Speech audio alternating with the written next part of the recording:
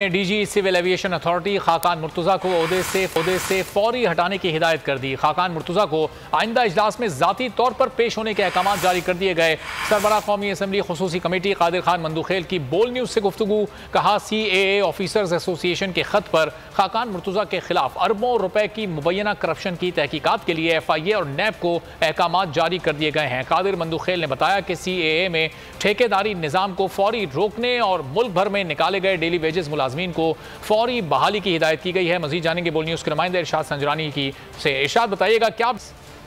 बिल्कुल अरबाब MNA कादिर खान मंदूखेल जो कि सरबराह कौमी असम्बली खुसूसी कमेटी के उन्होंने बोली से खुसूस गुफ्तगू कर रहे।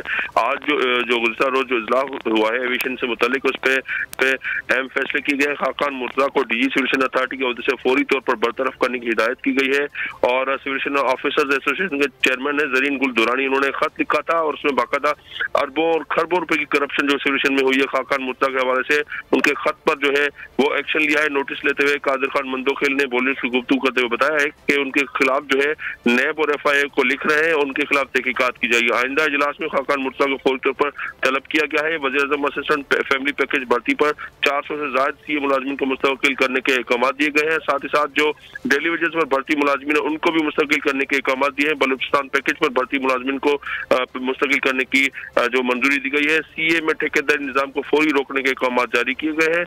CA के मुल्क भर में निकाले गए डेली वेजेस मुलाजमीन को फौरी बहाली के भी अहकाम दिए गए। तो कादिर खान मंदूखेल ने की कमेटी ने अहम फैसले किए हैं।